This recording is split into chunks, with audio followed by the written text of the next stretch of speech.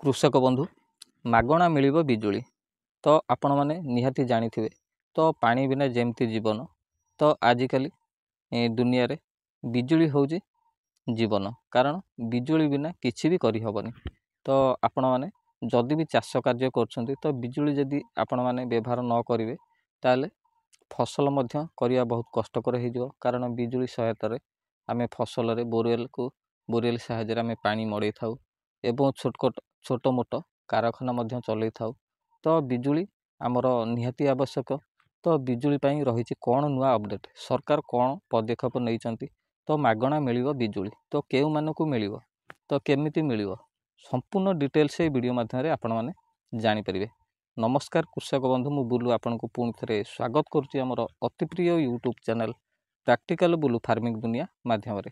ତ କୃଷକ ବନ୍ଧୁ ଆପଣମାନେ ଯଦି ଏ ଯେ ଆମ ଚ୍ୟାନେଲକୁ ସବସ୍କ୍ରାଇବ୍ କରିନାହାନ୍ତି, ତଳେ ଦିଆଯାଇଥିବା ରେଡ୍ କଲର୍ର ସବସ୍କ୍ରାଇବ୍ ବଟନ୍ଟିକୁ ଦବାଇ ଦିଅନ୍ତୁ ଏବଂ ଅଲ୍ ବେଲ୍ ଆଇକନ୍ରେ ପ୍ରେସ୍ କରନ୍ତୁ, ଯାହାଫଳରେ ଆମେ ଯେତେବେଳେ ହିଁ ଭିଡ଼ିଓ ଅପଲୋଡ଼ କରିବୁ ଆପଣମାନଙ୍କ ପାଖକୁ ନୋଟିଫିକେସନ୍ ଜରିଆରେ ପହଞ୍ଚିଯିବ ଏବଂ ଆପଣମାନେ ସର୍ବପ୍ରଥମେ ଆମ ଭିଡ଼ିଓ ଦେଖିପାରିବେ। ତ କୃଷକ ବନ୍ଧୁ ଭିଡ଼ିଓକୁ ପ୍ରଥମରୁ ଶେଷ ପର୍ଯ୍ୟନ୍ତ ଦେଖନ୍ତୁ, କାରଣ ବିଜୁଳି ଆମେ କେମିତି ପାଇବା, ତ ମାଗଣା କେମିତି ପାଇବା, ତା'ର ରହିଛି କ'ଣ ସବସିଡ଼ି କ'ଣ ରହିଛି, ଆମେ ସମ୍ପୂର୍ଣ୍ଣ ଡିଟେଲ୍ସ ଏହି ଭିଡ଼ିଓ ମାଧ୍ୟମରେ ଆମେ ଦେଖିପାରିବା। ତ ଡେରି ନକରି ଚାଲନ୍ତୁ ଭିଡ଼ିଓଟି ଷ୍ଟାର୍ଟ କରିବା।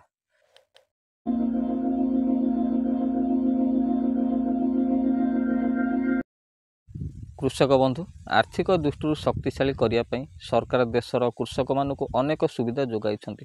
ଏଭଳି ପରିସ୍ଥିତିରେ ସରକାର ସମସ୍ତ ଚାଷୀଙ୍କୁ ବହୁତ ଭଲ ଖବର ଦେଇଛନ୍ତି। ବାସ୍ତବରେ ଫସଲ ବିଫଳତା ହେତୁ ଅନେକ ଥର କୃଷକ ଭାଇମାନେ ବିଦ୍ୟୁତ୍ ବିଲ୍ ପୈଠ କରିବାରେ ମଧ୍ୟ ଅସମର୍ଥ ହୋଇଛନ୍ତି। ତ କୃଷକ ବନ୍ଧୁ, ତ ଆମେ ଆଜି ଏପରି ଏକ ଯୋଜନା ବିଷୟରେ କହିବାକୁ ଯାଉଛୁ ଯାହାର ନାମ ହେଉଛି ସମ୍ ସେଟଲମେଣ୍ଟ ସ୍କିମ୍। ଏହି ଯୋଜନା ଅଧୀନରେ କୃଷକଙ୍କ ବିଦ୍ୟୁତ୍ ବିଲ୍ ଉପରେ 80% ସବସିଡ଼ି ମଧ୍ୟ ଦିଆଯାଉଛି। ଏହି ସବସିଡ଼ି ଚାଷୀଙ୍କ ଅବଶିଷ୍ଟ ବିଲ୍ ଉପରେ ଦିଆଯାଉଛି। ସେହି କୃଷକମାନେ ଯେଉଁମାନେ ଏହି ଟଙ୍କା ଜମା କରିନାହାନ୍ତି ସେ ଏହି ଯୋଜନା ମାଧ୍ୟମରେ ଲାଭ ପାଇପାରିବେ। ବାସ୍ତବରେ ଏହି ଯୋଜନା ଅଧୀନରେ ଆପଣ 20% ରାଶି ଜମା କରି ଅବଶିଷ୍ଟ ବିଲ୍ ପୈଠ କରିପାରିବେ। ଏହା ଚାଷୀଙ୍କୁ ଉପକୃତ କରିବ ଏବଂ ବିଦ୍ୟୁତ୍ ସଂଯୋଗ ମଧ୍ୟ ସୁରକ୍ଷିତ ମଧ୍ୟ ରହିବ। ସୂଚନା ଅନୁଯାୟୀ ଚାଷୀଙ୍କୁ ସ୍ୱଳ୍ପ ମୂଲ୍ୟରେ ଜଳସେଚନ ପାଇଁ ବିଦ୍ୟୁତ୍ ଦିଆଯାଇଛି, ଯାହା ଘରୋଇ ବିଦ୍ୟୁତ୍ ହାର ଠାରୁ କମ୍। କୌଣସି କୃଷକ ଯେକୌଣସି କାରଣରୁ ସ୍ଥିର ସମାଧାନ ଯୋଜନାର ଲାଭ ପାଇନାହାନ୍ତି, ଏହି ଯୋଜନା ଅଧୀନରେ ଥିବା ଅବଶିଷ୍ଟ ବିଦ୍ୟୁତ୍ ବିଲ୍ ଉପରେ ସରଚାର୍ଜ ଉପରେ 80% ସବସିଡ଼ିର ଲାଭ ପାଇପାରିବେ ନାହିଁ। ସେମାନଙ୍କୁ କେବଳ 20% ସରଚାର୍ଜ ଜମା କରିବାକୁ ପଡ଼ିବ। ଯଦି ଆପଣ ପୁରୁଣା ବିଦ୍ୟୁତ୍ ବିଲ୍ ଉପରେ ସରଚାର୍ଜ ପରିମାଣ 1000 ଟଙ୍କା, ତେବେ ଆପଣଙ୍କୁ 200 ଟଙ୍କା ସରଚାର୍ଜ ଭାବରେ ଜମା କରିବାକୁ ପଡ଼ିବ। ଏହାର ଅର୍ଥ ହେଉଛି ଏହି ସ୍କିମ୍ ମାଧ୍ୟମରେ ଆପଣଙ୍କୁ ଆପଣଙ୍କର ବିଦ୍ୟୁତ୍ ବିଲ୍ ଉପରେ 800 ଟଙ୍କା ସଞ୍ଚୟ କରିବାକୁ ପଡ଼ିବ। ଏହି ସରକାରୀ ଯୋଜନା ଅଧୀନରେ ଘରୋଇ ଉପଭୋକ୍ତା ଏବଂ 1 କିଲୋୱାଟ୍ ଭାର ଥିବା କୃଷକମାନେ 80% ରିହାତିରେ ବିଦ୍ୟୁତ୍ ବିଲ୍ର ସରଚାର୍ଜ ପାଇବେ। ବିଦ୍ୟୁତ୍ ଚୋରି ମାମଲାରେ 50% ରିହାତି ଉପଲବ୍ଧ। ଏହା ବ୍ୟତୀତ 1 କିଲୋୱାଟ୍ରୁ ଅଧିକ ଲାଭ ଥିବା ବିଦ୍ୟୁତ୍ ଉପଭୋକ୍ତାଙ୍କୁ 20 ଟଙ୍କା ରିହାତି ମିଳିବ। ଏହା ବ୍ୟତୀତ 3 କିଲୋୱାଟ୍ ଭାର ଥିବା ବାଣିଜ୍ୟିକ ଗ୍ରାହକଙ୍କୁ 60% ରିହାତି ମିଳିବ ଏବଂ 3 କିଲୋୱାଟ୍ରୁ ଅଧିକ ଭାର ଥିବା ବାଣିଜ୍ୟ ବିଦ୍ୟୁତ୍ ଉପଭୋକ୍ତାମାନଙ୍କୁ 40% ରିହାତି ପାଇବେ।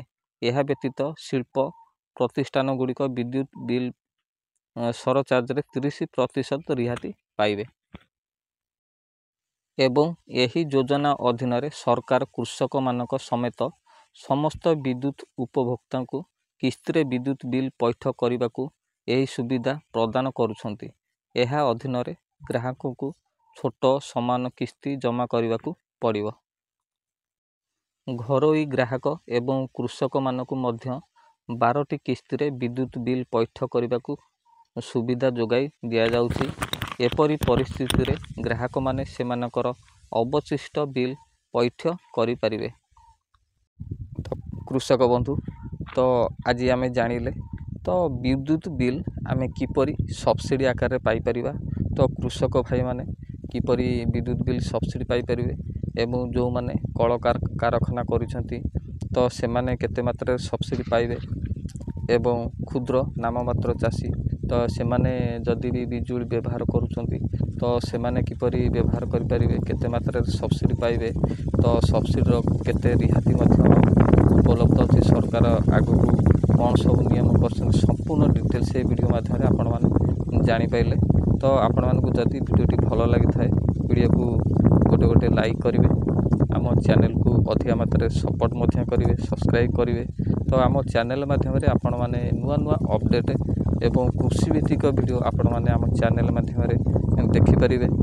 ତ କୃଷକ ବନ୍ଧୁ, ତ ଆଜିର ଭିଡ଼ିଓଟି ଥିଲା ଇଲେକ୍ଟ୍ରିକ୍ ବିଲ୍ ଆମେ କିପରି ମାଗଣାରେ ପାଇବା। ତ ଆପଣମାନେ ଥମ୍ବନେଲ୍ରେ ଦେଖିଥିବେ ତ ଯେପରି 1 କିଲୋୱାଟ୍ ଯଦି ଆମେ ଜାଳୁଛେ ତ 20 ଟଙ୍କା ଦେବାକୁ ପଡ଼ୁଛି, ତ 80% ଟଙ୍କା ତ ଆମେ ସବସିଡ଼ି ଆକାରରେ ଆମେ ପାଇପାରିବା। ତ ସେହି ବିଲ୍କୁ ମଧ୍ୟ ଆମେ କିସ୍ତି ଆକାରରେ ମଧ୍ୟ ଦେଇପାରିବା, ଯେଉଁଟାକି 6ରୁ 7ଟା କିସ୍ତି ମଧ୍ୟ କରିପାରିବା, ଛୋଟ କିସ୍ତି ଆକାରରେ ମଧ୍ୟ ଦେଇପାରିବା, ଯେପରିକି ସମସ୍ତେ ଏ ବିଲ୍ ଦେଇପାରିବେ। ତ ସେହିପରି ସରକାର ଗୋଟେ ନୂଆ ପଦକ୍ଷେପ ନେଇଛନ୍ତି। ସେ ପଦକ୍ଷେପଟା ଆପଣମାନଙ୍କୁ କେମିତି ଲାଗୁଛି ନିହାତି କମେଣ୍ଟ ମାଧ୍ୟମରେ ଜଣାଇବେ। ତ କୃଷକ ବନ୍ଧୁ, ତ ଆପଣମାନେ ଏମିତି ଆମକୁ ଭଲ ପାଇବା ଦେଉଥାନ୍ତୁ, ଆମ ଚ୍ୟାନେଲକୁ ସପୋର୍ଟ କରୁଥାନ୍ତୁ।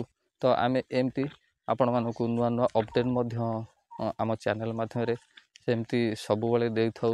ତ ଆମେ ଚାହୁଁଛୁ କିପରି ଆମେ ଅଧିକା ମାତ୍ରାରେ କୃଷକ ଭାଇମାନଙ୍କୁ ହେଲ୍ପ କରିପାରିବୁ। ଆମର ଯେତିକି ଇଚ୍ଛା ଅଛି ହେଲ୍ପ କରିବା ପାଇଁ, ତ ନିହାତି ରୂପେ ଆପଣମାନଙ୍କର ସାହାଯ୍ୟ ଟିକେ ଦରକାର। କାରଣ ଆପଣମାନେ ଯଦି ଭଲ ପାଇବା ଏମିତି ଦେଉଥିବେ ତ ଆମେ ଏମିତି ଭିଡ଼ିଓ ଅପଲୋଡ଼ କରି ଚାଲିଥିବୁ।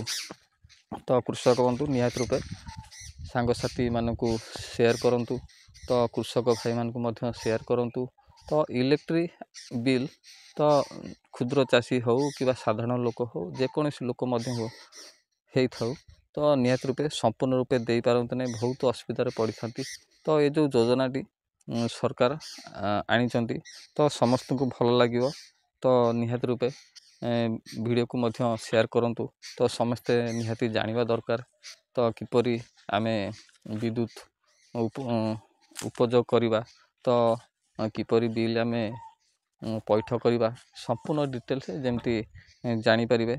ତ କୃଷକ ବନ୍ଧୁ, ତ ଭିଡ଼ିଓ ବହୁତ ଲମ୍ବା ହୋଇଗଲାଣି, ତ ନିହାତି ରୂପେ ଆପଣମାନେ ବ୍ୟସ୍ତ ହୋଇଯିବେଣି। ତ ଆଜି ଏତିକିରେ ରହିବା। ତ ପୁଣି ଦେଖା ହେବ ନେକ୍ସଟ ଭିଡ଼ିଓରେ। ରହିଲି, ନମସ୍କାର।